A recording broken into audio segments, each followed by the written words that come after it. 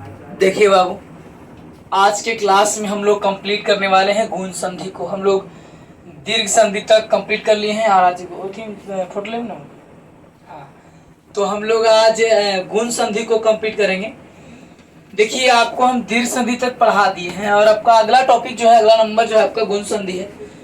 तो गुण संधि में क्या पढ़ना है, आपको क्या बोला गया है? देखिए, बोला है क्या कि यदि अ या आ दो होगा इसमें, यानी कि बोला है कि यदि अ या आ के बाद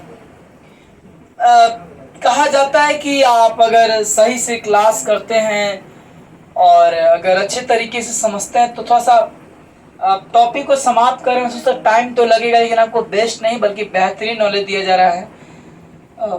हम लोग आज कंप्लीट करने वाले हैं गुण संधि को। आप रिधि संधि आपको पढ़ा दिए हैं पिछली क्लास में।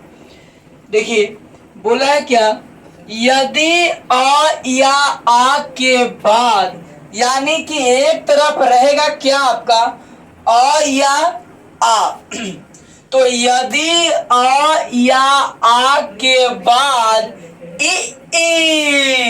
उ तथा री आ जाए, यह ना बोला कुछ, यदि अ या आ के बाद, ठीक है, बोला ना, यदि अ या आ के बाद, यदि एक मिनट, यदि अ या आ के बाद, तो देखिए इसमें बोला है क्या कि यदि अ या आ के बाद, देखिए, संधि बनाते समय पहला पद के अंतिम अक्षर, तो पहला पद में बोला है ना, देखिए इसे स्क्रीनशॉट ले लीजिएगा और रोक के और आप अच्छे तरीके से इसे लिख लीजिएगा, ठीक है। देखिए, और अगर आप नहीं लिखते हैं ना कॉपी में, नहीं बनाते तो आपको दिक्कत होगा। देखिए, इसमें बोला है क्या कि यदि अ या आ के बाद इ उ तथा री आ जाए, यानी कि एक तरफ अ या आ जाए, समझ लो, एक तरफ अ या आ जाए। हाँ, यदि अ या आ के बाद इ उ तथा री आ जाए तो ई का ए उ का ओ तथा री का अर हो जाता है, ठीक है। यहाँ आप अच्छे तरीके से समझिएगा, ध्यान दीजिएगा बाबू।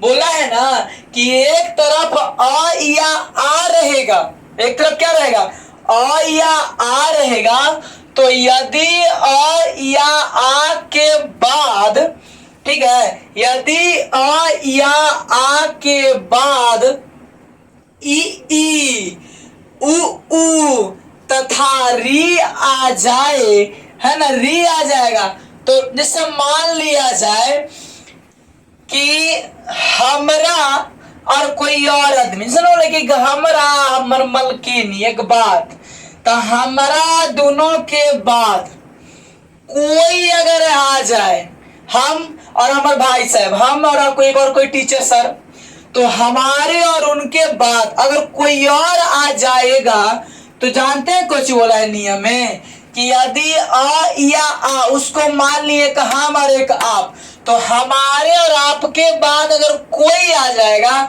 तो ई रहेगा ना, तो क्या हो जाएगा, ए हो जाएगा।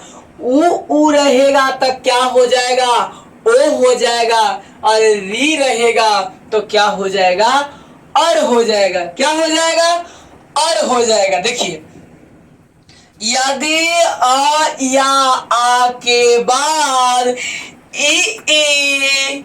उ तथा री आ जाए तो ई का ये उ का ओ का ओ तथा री का अर हो जाता है। अब ध्यान दीजिएगा, ये पहला वर्ण मेरे भाई सब फार्मूला है सब, और ये कौन संधि का फार्मूला है, गुण संधि का फार्मूला है। देखिए, बोला है अ ई बराबर क्या होगा, तो ए होगा। अब ये ना बोला कि आ के बाद में अगर ई रहेगा तो काउची ए हो जाएगा, आ के बाद अगर ऊ रहेगा तो ओ हो जाएगा, आ या आ के बाद अगर री आ जाएगा तो अर हो जाएगा। तो फिर से समझते हैं, याद तो नहीं हुआ, कैसे समझे? यानी कि आ या आ के बाद है ना, आ या आ के बाद, आ या आ के बाद अगर ई आ जाएगा ना तो क्या हो जाएगा, ए हो जाएगा। और यदि आ या आ के बाद, आ या आ के बाद अगर ऊ आ जाएगा, कोई ऊ रहे, हर्ष ऊ रहे चाहे दीर्घ ऊ रहे, तो यदि आ या आ के बाद अगर ऊ आ जाएगा तो क्या हो जाएगा, ओ हो जाएगा। और यदि आ या आ के बाद अगर री रहेगा तो क्या हो जाएगा, अर हो जाएगा। और फिर से एक बार आपको रिकॉल करवा देते हैं कि यदि आ या आ के बाद अगर ई रहेगा तो क्या होगा, ए होगा। यदि आ या आ के बाद अगर ऊ रहेगा तो ओ हो जाएगा। यदि आ या आ के बाद री रहेगा तो क्या हो जाएगा, अर हो जाएगा। क्या हो जाएगा, अर हो जाएगा। तो ध्यान दीजिएगा, यहाँ पे देखिए आपको शुरू से ही बता रहे हैं कि संधि बनाते समय, संधि बनाते समय पहला पद के अंतिम अक्षर, यानी पहला पद के अंतिम अक्षर, ये पद है ना, तो पद कहने का मतलब क्या होता है, शब्द होता है। एक ई वाला शब्द और एक ई शब्द है तो दो शब्द है। तो संधि बनाते समय पहला पद के अंतिम अक्षर, तो अंतिम अक्षर र, तो र कहने का मतलब कोची अ, और बोला है दूसरा पद के पहला अक्षर तो ई, यानी कि अ प्लस में ई मिलेगा तो किसका निर्माण होगा, ए का। तो ए मेरे भाई बहन, ए ऐसे लिखेंगे क्या, ए को हम इस तरह से ना लिखेंगे, ठीक है। तो ए हम लिख दिए, ठीक है। अब आप ही बताइए कि भैया आई भाभी, तब भैया खींचेंगे भाभी के कि भाभी खींचेंगे भैया के, यानी कि बिचवा में और दोनों के जब संधिया होता है तो कहाँ जाते हैं, सिरा घर में, बिचला घर में। तो फार्मूला पे ध्यान दीजिए कि अ प्लस में ई बराबर क्या होता है, तो ए होता है। तो ए कहने का मतलब ए हम लिखे ऐसे ना लिखेंगे, और ई र रहेगा नीचे, ठीक है, यही ना हुआ। तो अब ध्यान दीजिएगा, यानी कि ई हमारा दोनों भैया भाभी कहाँ चले गए, सिरा घर में। तो अब आगे कौन बच गए, भैया के भाई, पीछे कौन बच गए, भाभी के परिवार। कोची बन गया, सुरेंद्र। क्या हम लोग को भार पड़ा, नहीं। अगला नंबर है क्या, नर प्लस में इस। तो देखिए संधि में जानते हैं दोनों का अर्थ निकलता है, नर मन होता है पुरुष और इस मन होता है ईश्वर। क्या होता है, जैसे महा, तो महा का भी अर्थ होता है, इंद्र का भी अर्थ होगा, पर का भी अर्थ होता है, उपकार का भी अर्थ होता है। देखिए तो नर है ना, नर, तो संधि बनाते समय पहला पद के अंतिम अक्षर, दूसरा पद के पहला अक्षर को ध्यान देते हैं, यानी कि अ प्लस में कौन ही है, दीर्घई है। तो अ प्लस में जब दीर्घई है तो हम क्या करेंगे कि अ प्लस दीर्घई रहेगा तो डायरेक्ट हम क्या करेंगे, फार्मूला में ए ना होगा। देखिए आपको फार्मूला में भी पढ़ाई हुआ है कि अ प्लस में ई रहेगा ना तो संध्या बनेगा तो कौची बन जाएगा, ए बनेगा, तो बीचवा में जाएंगे तो रे हो जाएगा, और न आगे और अंतिम में स, तो कोची हो गया, नरेश। ठीक है। अगला नंबर कि आ प्लस में ई बराबर क्या होता है, तो ए होता है, तो क्या लिखेंगे, हे लिखेंगे। अब ये आपके मन में सवाल आ रहा होगा कि हे कैसे हुआ, है ना।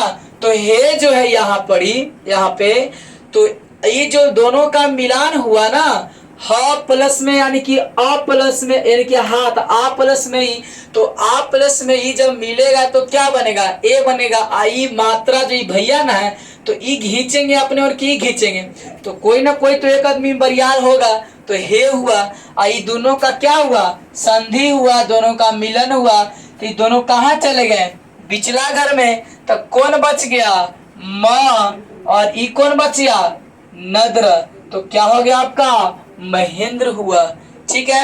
अगला नंबर में देखिए आपको दिया है क्या कि महा प्लस में इस, तो क्या बनेगा, आ प्लस में ई बराबर क्या हो जाएगा, तो ए होगा। तो बीच में क्या लिखेंगे, ए, और म, अंतिम में क्या बचेगा, तो स, क्या हो गया, महेश। अब ध्यान दीजिएगा अगले टॉपिक पे। हम लोग रट्टा मार के तो थोड़ी ना कि पढ़ रहे हैं, ऐसा कुछ है नहीं, है ना। वास्तविक है कि आप अगर ऑफलाइन क्लास हुई या ऑनलाइन क्लास हो, आप देख सकते हैं, यहाँ पे पूरी व्यवस्था के साथ है।